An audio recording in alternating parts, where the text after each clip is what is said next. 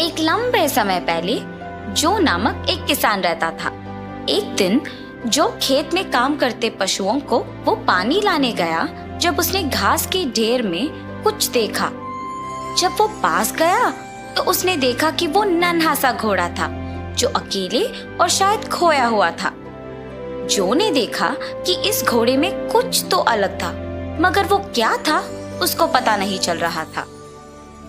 जो उसे घोड़ाशाला लेके गया और उसे एक छोटी सी बिस्तर में लगाया। जो ने उसे प्यारी नजर से देखा और फैसला किया कि उसे वो ईव के नाम से पुकारेगा। जैसे महीने बीते, जो ने युवा घोड़े को बढ़ते हुए देखा। उसने ईव में अंतर देखना शुरू किया। वो बाकी घोड़ों की तरह नहीं थी,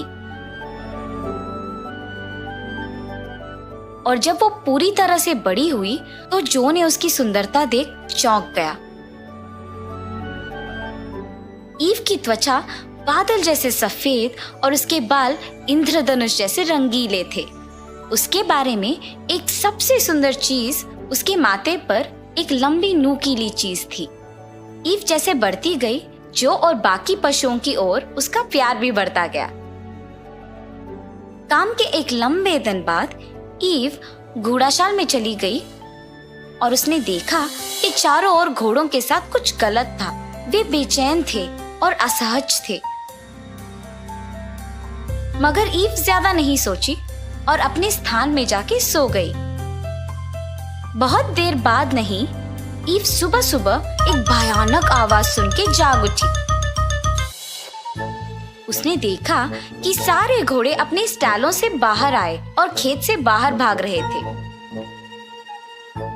उसने घोड़ों की गति को पकड़ने की कोशिश की थी, ये पूछने के लिए कि वो सब कहाँ जा रहे थे और क्या कर रहे थे, लेकिन किसी ने भी उसे जवाब नहीं दिया और बस आगे देख के भागते गए।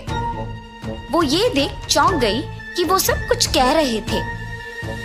थोड़ी देर बाद उसे समझ आया कि वो सब ग्रेचन सबसे महान है, ग्रेचन सबसे महान है का जाप कर रहे थे।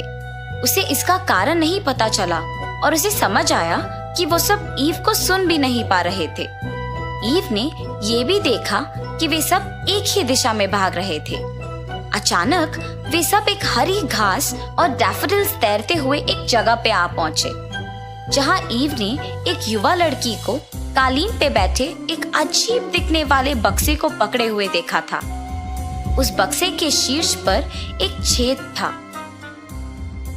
बक्से से संगीत बाहर आ रहा था और ईव को समझ आया कि वे सब एक जादुई मंत्र के ताहत में थे और उस संगीत की दिशा की ओर जा रहे थे। ईव उलझी हुई थी क्योंकि उसको समझ में नहीं आया कि वो क्यों इस जादुई मंत्र के ताहत में नहीं आई थी। तब उसे समझ आया कि वो बाकियों से अलग थी। पास में उसे पानी का एक छोटा तालाब दिखा और उसमें उसने अपने आप को देखा, और तब उसे अपने आप का अंतर दिखा। उसने अपनी सफेद त्वचा और माथे पे लंबी नुकीली चीज देखी। उसने फैसला किया कि वो अपने दोस्तों को बचाएगी, भले ही वो उससे अलग ही क्यों ना हो। उसने उस लड़की के जाने का इंतजार किया और किसी को बक्से के पास जाने नहीं दिया, मगर वो लड़की जा नहीं रही थी क्योंकि वो सारे घोड़ों को लेके जाना चाहती थी, ईव को भी। ईव धीरे से उस लड़की की ओर बढ़ी और अपनी लंबी नुकीली चीज से लड़की के हाथ में बक्से को ठोक दिया। बक्सा नीचे गिर गया। तब ईव ने देखा कि वो बक्से का आकार घोड़े के खुर की तरह थी, लेकिन कोई भी अन्य घोड़ा नहीं। उसका आकार बिल्कुल ईव के नुकीली के जैसा था। इसलिए उसने अपना पैर उठाया और अपना खुर उस बक्से में डाला और अचानक वो संगीत बंद हो गया। बाकी के घोड़े होश में आए और ये देख दंग रह गए कि वो सब वहां कैसे पहुंचे।